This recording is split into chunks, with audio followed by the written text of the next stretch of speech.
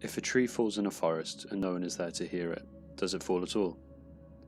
Berkeley's question has always pervaded the eerie corners of philosophy because both of its possible answers are equally as terrifying.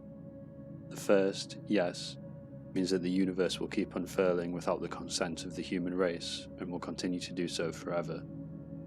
The alternative means that it won't, but it also implies that when you leave a room it blinks out of existence, and so does everyone within it, which is about as lonely as it gets.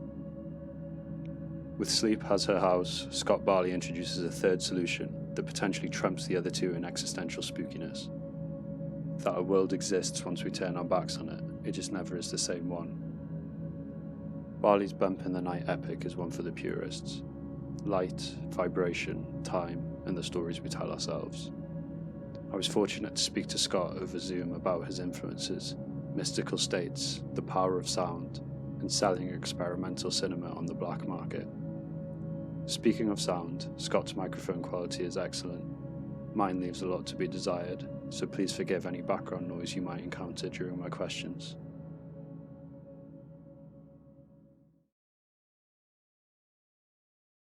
You told me over Instagram that you were recording for your next film, is that right?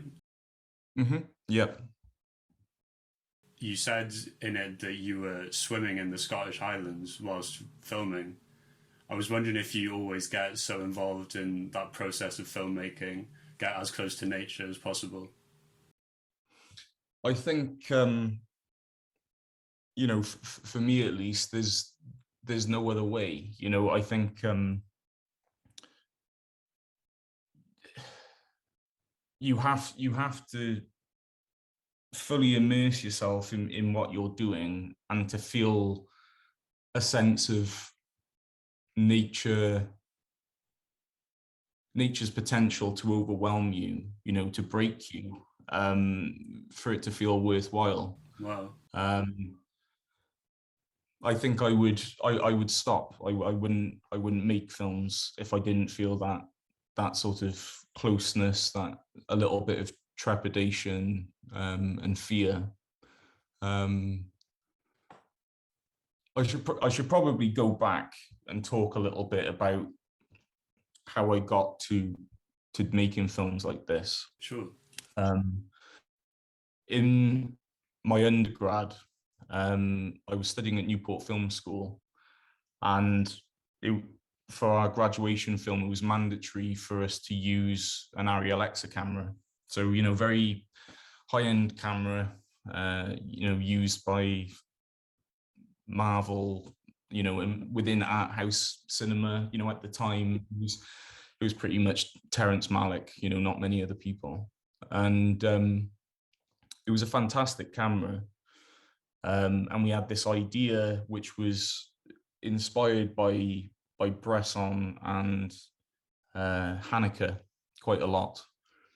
But the idea, I won't go into details about the idea, but it was very problematic, in my opinion. And anyway, about 2 days before we were supposed to give a presentation at the university about what our intentions were for this project, I had a phone call from my mum saying we can't get hold of my grandmother, Doris. And I left the university, went up to her house, met my mother there. And even though we had a key to get into the house, the key was inside the lock on the inside, so we couldn't open the door. We couldn't see any sign of life in there. And we ended up having to phone the police to break into the house from the back, smashing the kitchen window, climbing in. And we found that she'd basically just lost control of, I don't know, like her legs, I suppose, whether it was like a neurological thing or a physical thing, we still don't know. But she'd been stuck in the bath for about 9 hours. And, she was quite traumatized, obviously. It was traumatic for everyone. But thankfully, after, a cup of tea and, settling her down, reassuring her she was okay. But it was just playing on my mind for the rest of the day. And I thought, why don't we make a film about my grandmother? You know, my grandfather passed away over 10 years prior. So she was living alone, and I just thought that was a universal subject. You know, everyone can relate to that. You know, the idea of growing old or having a relative who is very much living with the consequences of aging, not necessarily having much of a social life, television or radio being their company. And I thought, why can't we recreate very literally what happened in a sort of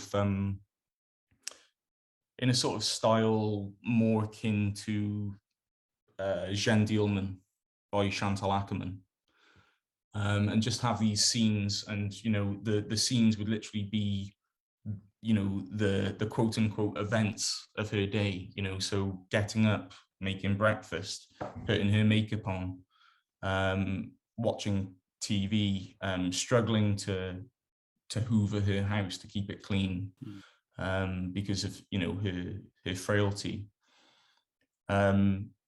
So all the scenes were just event driven. You know, there was nothing fictitious, but we imposed this sort of lighting, which was inspired by Caravaggio's paintings, and Rembrandt. And you know, I'm still happy with the film that we made. You know, it was much better than the previous idea. I, you know, went back to the university the following day and said, you know, were you all happy to go with this idea? Forget this idea that we've been working on for the past 3-4 months. And they were all up for it. And of course, I asked Doris as well, and she was happy. You know, she had this sort of very green idea of being a movie star, you know, which was lovely. And she was just so open and courageous, you know, to participate and, you know, be the central figure in this film about her. But although it was a smallish crew, I think it was about 7 or 8 people in total. I was directing and doing cinematography along with one other cinematographer. We had all these lights set up, and at the end of the first day of shooting, I came back with all the equipment in the car after making several trips, dropping people off, and I counted up how much all the equipment cost, and it was worth more than what her house was worth. And that immediately just made me feel so disingenuous about what we were doing, because all we're trying to do is, you know, show the life of a human being, you know, and what struggles come up from just being a human being. And equipment should be a tool, but in this case it was actually becoming more of an obstacle. It was all fantastic equipment, but you know, the tripod was over £12,000 alone. It was just absolutely insane amount of money.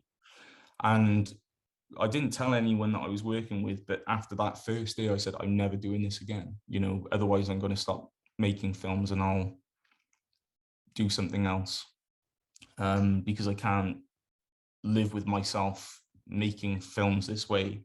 You know, I'm not saying that in a way to disrespect other filmmakers who do, but just for me personally, it just felt, you know, not the reason I wanted to make films.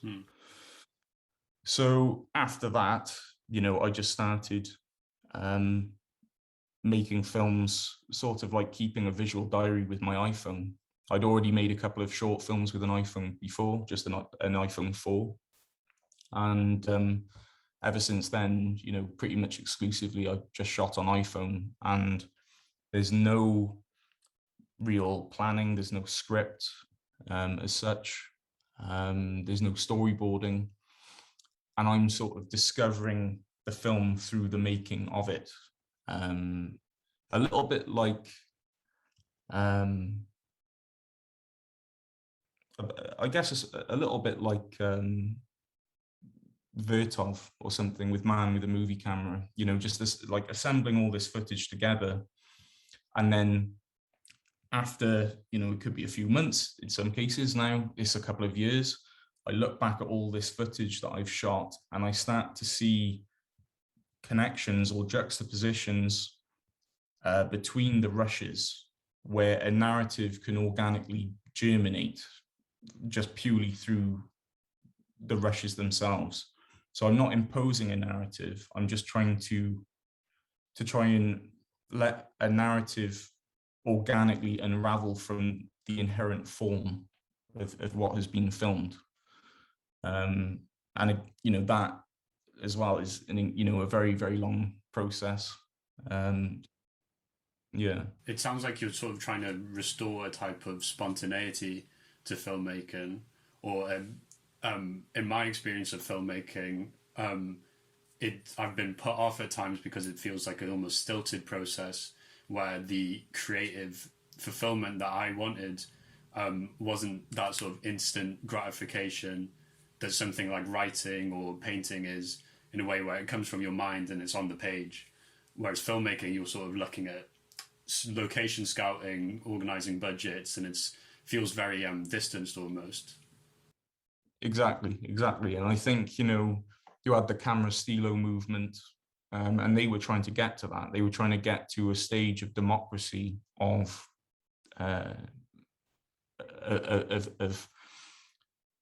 working and method that permitted anyone to create a world, very, very easily. And I think, with the advent of digital, we're certainly closer, but we're not there yet. But that's very much, one of my aims. But even more than that, it's not really. I think art has nothing to do with morality. It has nothing to do with ethics. Inherently, or even democracy. But maybe it sounds a bit selfish, but I think a lot of what I try to do with the post-production, which is basically almost the entire production when it comes to my films, is to reignite the feeling that I had when I was there in the moment filming, where nature could just annihilate me, that to try and recreate that wonder, the real awesome feeling of nature, and where the experience and the experiencer, the limen between the two, dissolve as much as possible, and you can almost feel out of body, Definitely. Do you think that your sound design has a lot to contribute to that? I read that you design and score the films yourself. Yeah, I'm a bit of a control freak. I really believe in, the auteur vision, and I know that's got a sort of a bad reputation recently.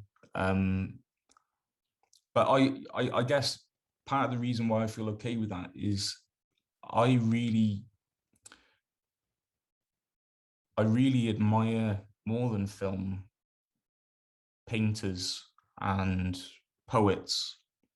Like what we were just saying a minute ago, these people who they have the agency, although it's still difficult to really unleash the soul onto the page or the canvas. There's a vision there, and they're not being obstructed. And I think that it's all just different elements of a tapestry. So for me personally, with sound, I actually think sound is more important than image. A lot of people will say it's 50-50, or even I know a lot of people think it's 70-80% image. but I think sound is infinitely more important, because you could have the most perfect image, but if the sound doesn't marry, and of course, silence is a sound as well, it's a sonic choice. If it doesn't marry, then you won't elevate the spectator off their feet and let them sort of, wade on in this sort of hopefully sublime experience. And I think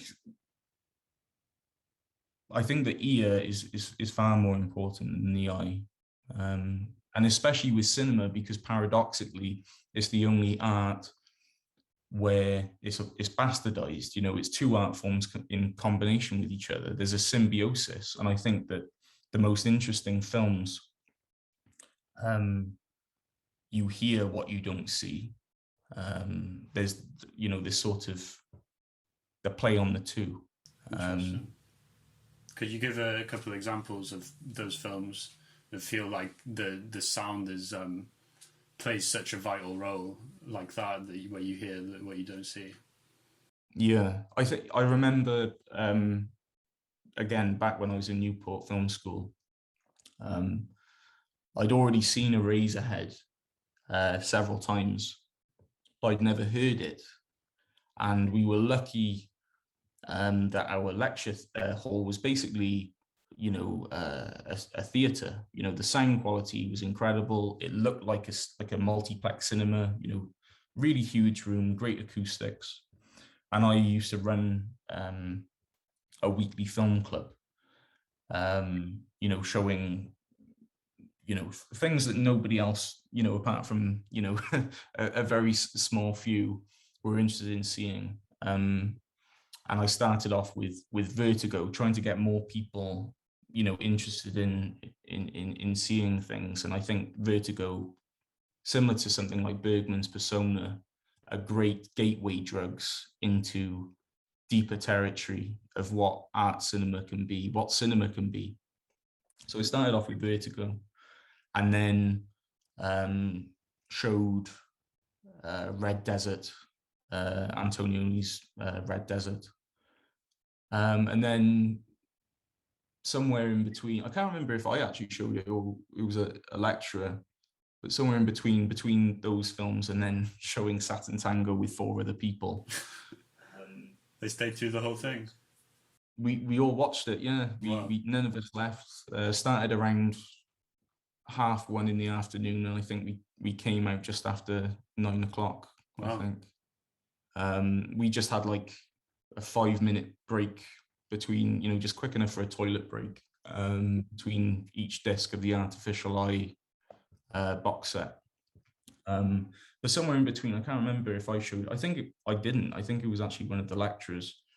They screened Eraserhead, and it was the first time I'd heard it, and just the low frequency sound. There's these leitmotifs where Henry opens up the drawer of the cupboard, and the sound from that just it's not even sound, it's more corporeal, it's physical, and it really made me realize just the potential of sound.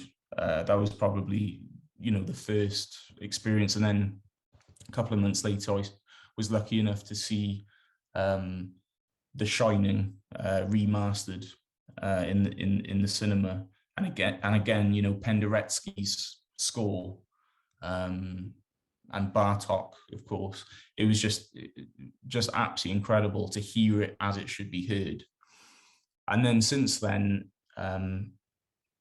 just listening to certain musicians who really do try and push for new sonic territories, and the physical qualities that it can possess. I'm thinking of people like Kevin Shields of My Bloody Valentine. The sound that he's exploring, or the band Sun with low frequency sound. Like sound is just so it's much bigger. It's much bigger than image. Much bigger.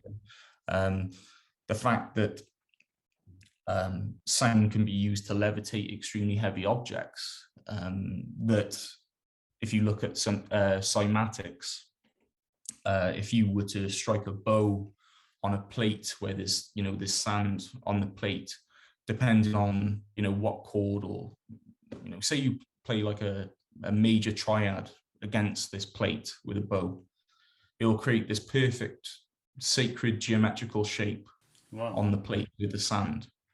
And it just shows you that there's this incredible interconnection between sound and image that we don't perfectly understand, and we see the same sacred geometric shapes everywhere inside the Nautilus, and the ammonite, or the rings of a tree, the wave of a water, and the fact that we're composed, of water, predominantly water.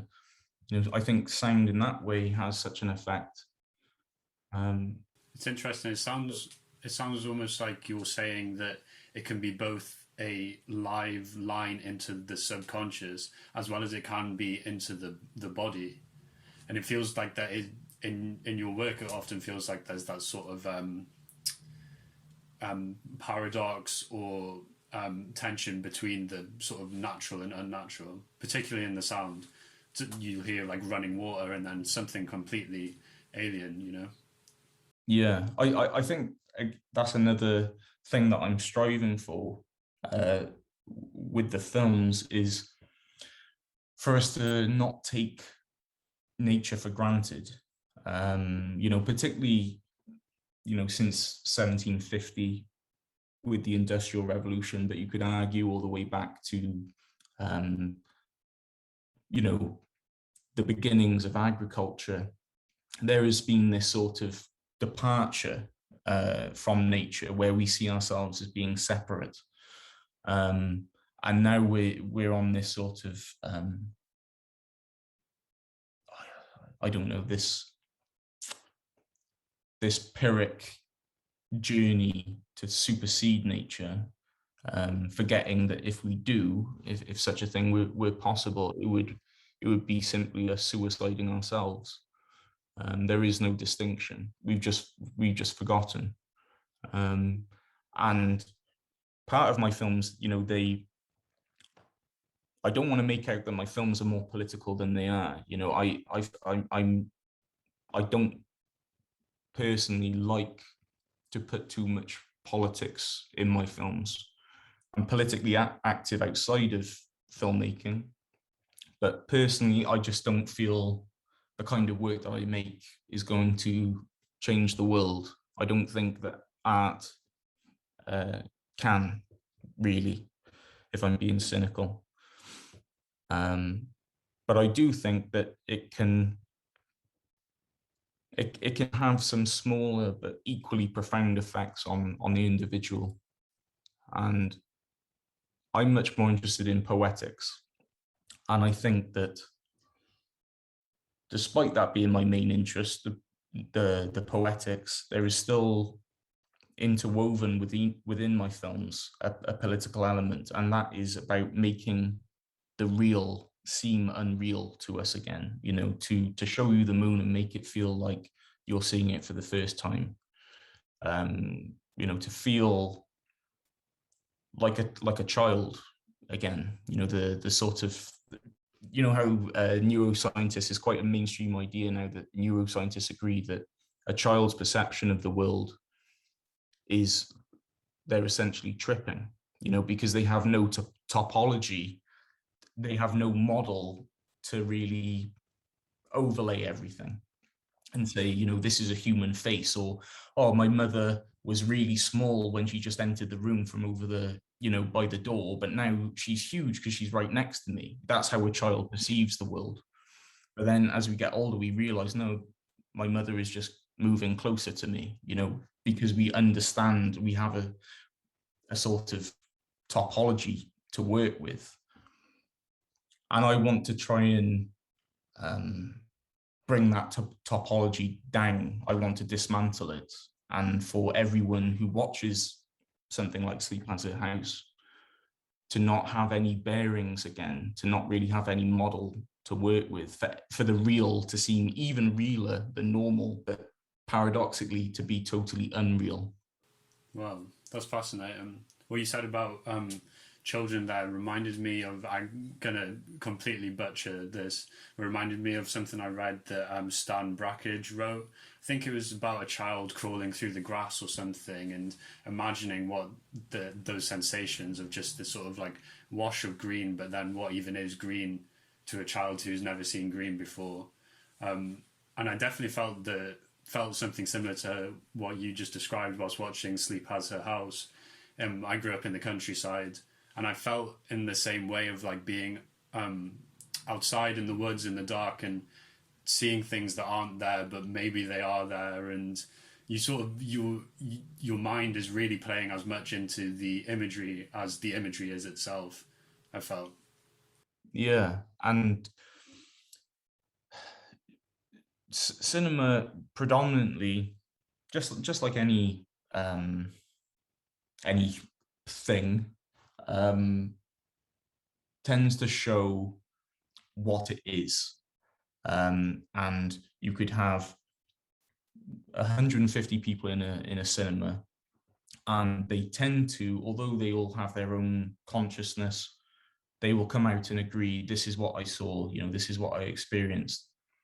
And I think that having a more polysemic experience is far more interesting, where you can, in a way, utilize darkness. You can utilize obfuscation, sonic obfuscation, strange textures, so that, like Tarkovsky said, if there are 100 people in the cinema, they've all seen 100 different films. Or rather, the 100 of them have seen a different film. And that, I think, is much more exciting prospect. And there's been a few occasions where people who've seen Sleep Has a House more than once in a theatre, there's parts of the film which they adamant was not in the film the first time they watched it, or the film became more terrifying the second time.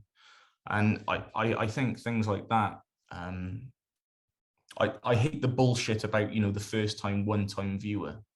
I think that's such a cold and empty way of approaching art, that the audience are only ever going to experience your art once. Maybe it's arrogant to expect them to, experience it more than once, but I hope that there's still things to reap, from multiple experiences, and how your consciousness and your qualia can be so different each time you experience something. I read on one of your Instagram posts, you gave advice to a filmmaker, and one of the tips you said was to let a part of yourself remain a mystery to you. And I was wondering if there's anything in your films that you still don't understand, or like you said, when an audience sees it a second time, they're like, I didn't see that the first time. Do you watch your films and you're sort of, they remain a mystery to you? Or have you sort of been involved too much in the process where you can see every part of it that you made, Well, I don't watch my films after I've made them. Okay. When they're screened, at least when they're screened at a festival or something that I get invited to, I have to leave, because when I was making Sleep As a House and a couple of other films that I've made, I was suffering from very debilitating depression, and it just felt impossible to sit there with other people while it was playing, because even though the images and the sounds on the screen may seem so far removed from a personal experience, I'm reliving how I felt. But at the same time, when I have gone back, I haven't watched the whole film all the way through, but I've seen parts of it again, and it does feel like it's not me. You know, a lot of it doesn't feel like it's me. But I felt like that when I was editing. And when I say about feeling lost, or there should always be a part of the film that remains unknown to you, or whatever work of art you make, you know, it should always be unknown. That was, I think, because when I was editing, I was in that, I was able to get into that state sometimes. I know for a lot of people who watch Sleep Has a House, the bit that they find the most, I don't know, exciting, I suppose, is the storm sequence. And I understand that, because, you know, there's an intensity to it. But from a filmmaker's perspective, the bit that excites me the most is a sequence probably about a third of the way into the film, if I remember right, where the images are sort of cross-dissolving between each other, and there's like a moonlit pond, and then there's the stars, and it goes back and forth, ebbing and flowing, and then it shows like a hillside and some trees, and there's no symbology there. I don't know what the meaning is, and when I was making it, I can't remember making it. I felt like I was in this wonderful mystic state editing it, and I was just simply like a faucet on a tap, you know. Something was running through me. Wow. Like, maybe, I guess you could call it the fountainhead, you know, or a universal thing, a universal consciousness. And I was just simply the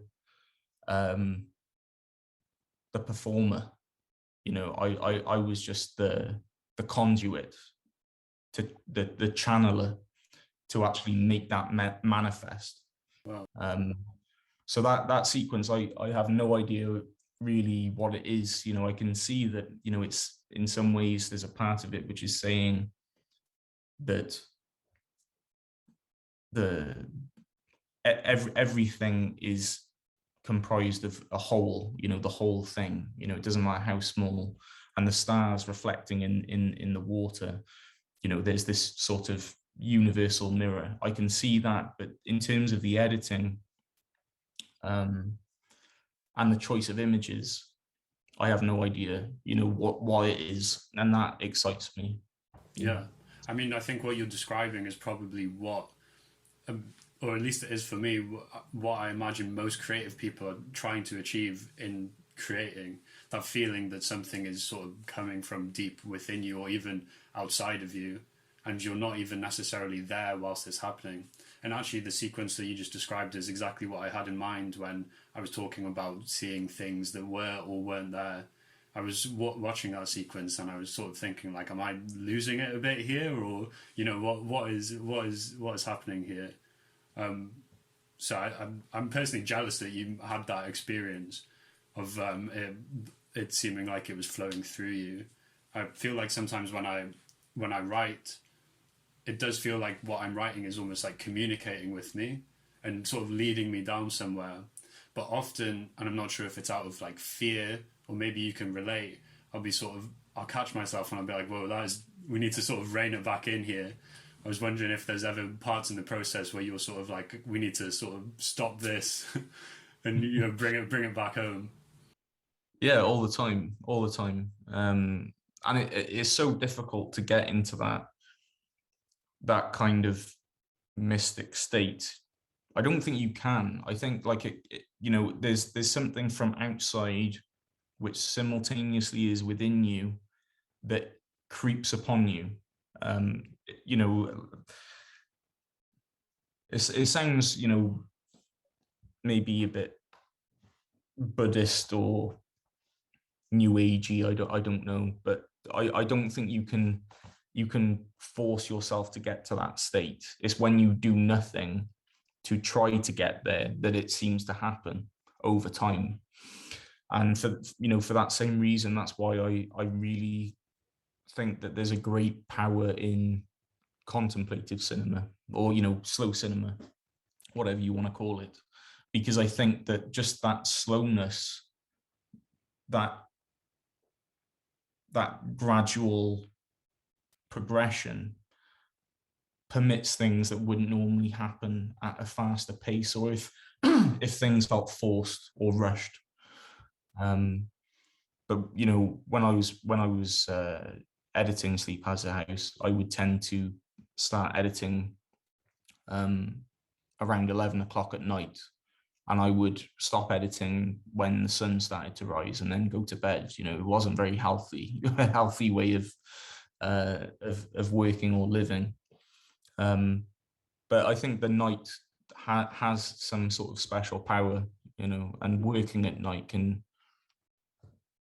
make you work and operate in a different way, see things different, and having that slight lack of wakefulness and lucidity, it can permeate into the work, I think, and help you get into that more mystic state. But I do sometimes, it's impossible to not sort of critique yourself or analyze, particularly if you're working on something that's going to take a long time. It's a long gestation to get to the finishing line. It's impossible not to at points stop and think, what the fuck am I doing? What is this? Is this really where I want to go? But somehow you find a way.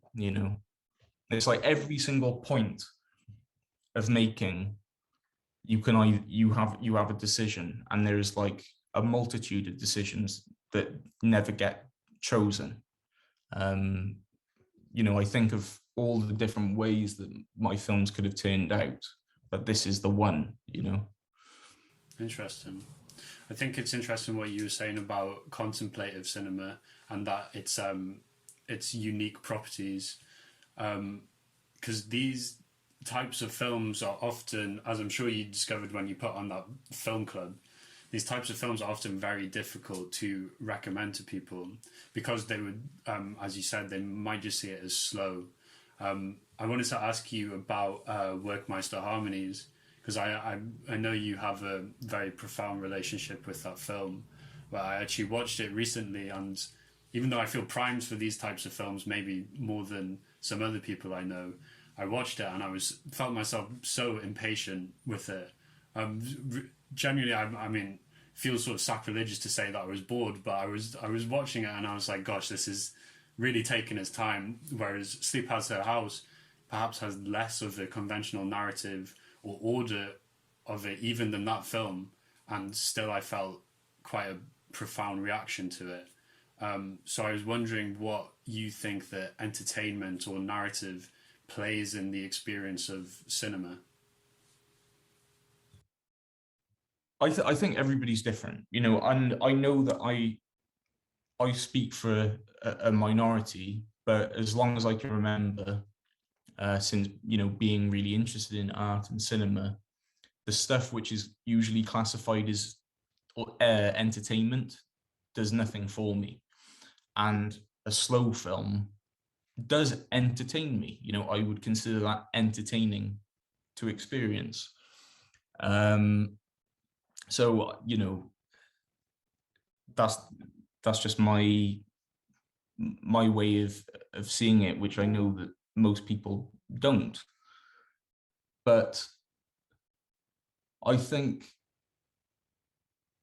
that there are inherent qualities to cinema, and there are things which are sort of like superficialities. And narrative isn't a superficiality. If is that a word? I don't know. Superficiality. It sounds like it should be, but it's often superficial, but it doesn't have to be. And I think that if you look at poetry, you can see how, or a great writer, you can see how narrative can actually be part of the inherent form of the art form they're working within. And it's like painting. Painting has a narrative, but it's all there in one go, and it's manifested through presence. A great painting has a presence. Same with a photograph. But for whatever reason, very early into the development of cinema, it sort of got taken on by marketing and literary devices far too much, which are not inherent to the actual form of cinema. So that's why I think that there is a narrative purely through the images, just like there is a narrative purely through the images that you envisage when you read a poem or a haiku or something. What tends to happen is there is a script which is then imposed on images, and there are people talking and not much else. I think that the editing, through editing or just through the movement of light, the movement of objects through a frame, a narrative naturally occurs. It's just how you deal with those things. And I think perhaps the reason, I don't want to, impose my belief, but perhaps the reason why to some people like yourself it would be more difficult for something like Werckmeister Harmonies to entertain you is because there is something more political about Bellatar's decision with long takes than some other filmmakers. For me, it's about trying to lull people into a different kind of quality, a different kind of experience. And I do think Bellatar does that fantastically well. But there is a political element, it's about, slowing down, seeing, how these people who have extremely difficult lives still retain some kind of human dignity. And you feel the pain and effort that they go through to, trudge through the mud from one place to another place. That's very much part of the point, I think. But with me, I think someone may not find your film entertaining, but it is important to always be a good host. And so I think that you can't sort of begin a film by, just scaring the shit out of someone. Like, what the fuck is this? I've never experienced anything like this. This is totally alien to me. I want to leave. You have to sort of take them by the hand and wade through the water with them. And then after a little while, they can no longer brush their toes up against the stones beneath the lake. And then they're drifting. And then you let go. Then you let go of their hand and they're alone. And they realize that they can wade through the water on their own. And I think slow cinema does a fantastic job of doing that, as long as people are willing to surrender to that experience. And, to play devil's advocate on the other side, I think that boredom is a wonderful quality of slow cinema as well, because it makes me think just how corporeal slow cinema is, because you're sat there, you're watching this film, you feel bored, then you become more aware of your body. There's an itch that you have to scratch on your arm, or you're checking your watch. You're more aware of your own physicality. You're wrestling in your seat to try and get comfortable. All of those things that bring you back to your body, I think, are positive qualities. And also even say you were to fall asleep during a film and then wake up later. I love that idea of cinema and dreams sort of undulating and interweaving with each other. I think that's beautiful. I wouldn't see that as being a negative response. If someone fell asleep to Sleep Has a House, you know, very, very appropriate, I think. Yeah, wow, that's fascinating. It sounds almost like meditation or something, where there's not supposed to be a right or wrong way to experience something. It all just goes into the pot of this one moment. You know, I found that with I'm relatively new to experimental film or contemplative cinema, and I found that with Sleep Has a House, the exact experience you're describing, where I was remembering what so and so said to me, or this and that, which is completely unrelated to what's going on in the film, but then I was brought back to it, and I realized that it's all part of it's almost an environment in a way that is being created. Yeah, and I think, you know, one of the first things you learn with meditation is to be aware of your thoughts, and if, you know, they wander off, be aware of that, and then bring it back. You know, bring it back to focus.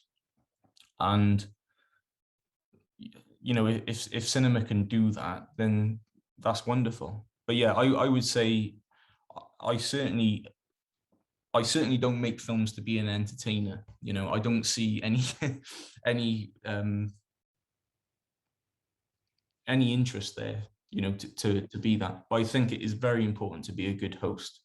And I think that if people feel that you're a good host, even if you're not present to present the film, but they can just sense it, that you're ushering them in, taking them by the hand for a little while, and then they're alone and have to surrender to the experience. They've developed a sense of trust. So even if it is a very alien new experience to them, it's okay, because they've already, you know, they're already beyond half up the mountain. You know, they can walk the rest okay. So yeah, I think entertainment means very, very little to me, and I have a totally warped view on what entertainment means. But being a good host is vital. Interesting. Well, considering I'm quite new to experimental cinema, I was wondering. I know you lecture at Falmouth University for experimental film, and I was wondering. I'm fascinated, honestly, on what a Scott Barley film module might look like. If there was any sort of compulsory viewing for experimental film. Well, I should say that I'm an associate lecturer, so I don't have, you know, complete control over what the module looks like. But I'll be honest, I think that more important than showing just loads of experimental films, or even just films in general, which doesn't always please students, but to not show them loads of work or to teach them, you know, techniques, because that's what they feel they're paying for. But I think it's more important to give them a wider view of everything. You know, where does things sort of connect within history? You know, how, for example, does Meshes of the Afternoon connect to David Lynch's work, or even Tarkovsky? And again, Maya Deren connecting to Brakhage, for example, and looking at the sort of the correlations that are there, even if they're quite faint and indistinct. And like I said earlier, I think there's certain films which are gateway drugs. So I think that, you know, once someone has seen something like Persona or Vertigo or 2001: A Space Odyssey, they're more receptive to something that is a little bit more aberrational. But I mainly talk about things that have on the surface very little to do with film. So I'm either the worst teacher in the world, or, you know, quite an interesting one. I don't know, to the students, but I taught mainly about consciousness and mysticism and not the occult, but occult things, hidden things, the things which are sort of like the tendrils that connect everything together that we can't see, and yet they're more real than anything. They're more real than me and you, but they're invisible to us. You know, they're not phenomena, they're noumena. They're hidden within themselves. Yeah, a lot of philosophy, talk a lot about my personal favorites like Bataille, you know, talk a lot about Bataille, talk a lot about Kant, Deleuze, a lot of stuff, you know, around experience, inner experience, the body, the unknowable. And I think, I don't know, I certainly don't force students to become caricatures of me. I think that's terrible teaching. And I've experienced that sometimes when I was studying, that a teacher is like frustrated because you're not doing things in a way that they necessarily would do or understand. And I think that the right way to be a teacher is to not really teach, but to cultivate and to see what that student is particularly interested in and see where they're looking, what their horizon is, and say their horizon is this big, you know, and then you say, okay, here are some things which will explode your horizon and make it this big. And now they've got a new vista to deal with, other things to research and look into and see how it all connects or doesn't connect, and celebrate who they are as an individual, and give them more agency, empower them to have their own agency. And even if they have a totally different worldview, a totally different view on what filmmaking should be, you know, what filmmaking is to them, what life is to them, what art is to them, I still am able to give them the things that help them on their own journey. So I don't really prescribe much of my own views on film. I show them things, but I don't tell them how to think. That's interesting. So it sounds like amazing teaching to me, honestly. I have one more question about the future of filmmaking to you. I read on your notes on your website, which are fascinating, that in the advancement of technology, you described it as making cinema into an intravenous injection to a world not ours, which it reminded me of Existence by Cronenberg, you know. I was wondering if you could sort of speculate a bit further on that kind of future of film to you. Yeah, I think that, you know, immediately it can sound, you know, Cronenbergian or Ballard or Deleuzian, but I think that there's something much more sort of real. You know, I think we're really on the cusp of, you know, you look at the technology that has been developed now, you know, things like deep fakes or virtual reality. The reason those things are legal is because there is quite a divide between the self and the experience. You know, same with the cinema. You know, we have we go into a darkened room and we sit down and there is a screen in front of us and sound around us, but there is quite a distinction between where we're sat and the world that appears on the screen.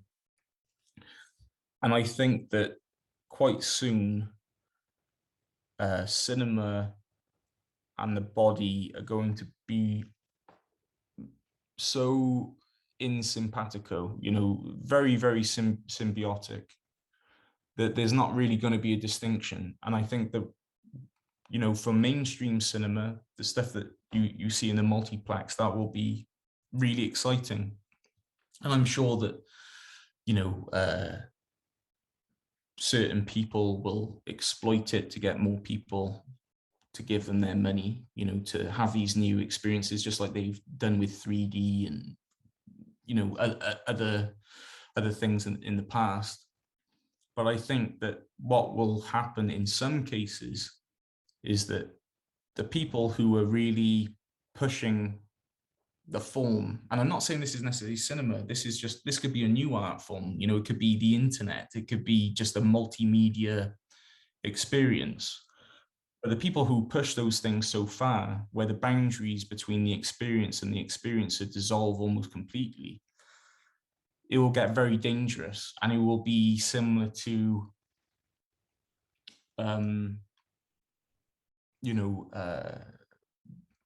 be just having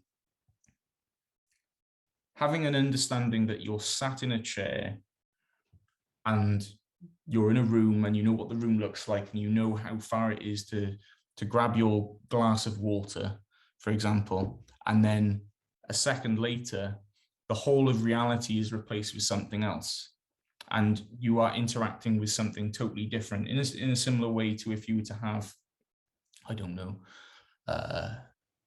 an extremely profound non-dual experience, or if you're into psychedelics, a heroic dose of magic mushrooms, or taking dimethyltryptamine, a very, very powerful psychoactive substance where reality is just totally replaced by something else. I think that the technology isn't far away from that, and I think that in the eyes of the government will be very, very dangerous territory, and it will be very dangerous territory for some individuals as well, depending on their predisposition and their mental health. But I think that will cause at least some experiences, I don't want to call it cinema, but some experiences to be shut out of the legal market. And I think that they will be forced onto something like the dark web, or some kind of black market thing. Maybe I'm going quite extreme with it, but I think there is potential for that, because I think there's potential for cinema and art to be really dangerous, if we push the limits. And if we look at these pioneering inventors like Muybridge and Thomas Wilfrid with the Lumia, if people were doing things like that now with cinema, where they weren't sort of working with certain specifications that a cinema says a film needs to be projected at, for example. So you say, right, it needs to be 24 frames per second, or the sound can't go over 120 decibels. If people started creating their own way of showing work where those specifications weren't, the law, the unspoken rule, and they push beyond them, then we could get into really, really dangerous corporeal territory where if we went up to 120 frames per second, a stroboscopic sequence, we could have a lot of extremely intense epileptic seizures. Or, for example, if you were in this room here and I was to somehow play the sound, just any sound at 200 decibels, you would implode from the inside out. It would be like you'd had a shotgun from within your body shooting outwards, and you would just collapse. And that's just a sonic element. And I think that cinema, or the experience, will go that way, where people will be pushing it into real intense places. And I beyond that, I think that will happen first, but then I think that eventually we will get to a point where there won't really necessarily be much of a difference between an experience, a multimedia experience, and a psychoactive experience or a non-dual experience where you have no perception of the space you're in, but you also have no proprioception. You're not aware of where you're sat or your relationship between where your spine, what your spine is resting on, or where your arm is positioned. You won't even know where your body is. You won't even know if you have a body. I think that those things will eventually happen, and it's only a matter of time before those visionaries, even if they're doing dangerous things, will be shut out or shut down in some way. Well, that it's amazing to think about. I think it definitely speaks to the power of image and sound. If thinking about that shows, I mean, you can already get somewhat close to those experiences now with not imploding from the inside, but it's fascinating to think about. But that's all I had to ask you. So thank you very much for this chat. Great. Thank you very much, Scott. No, it's been a pleasure. Anytime, as I say. Great meeting you as well. Yeah, you too. Thank you. Take care.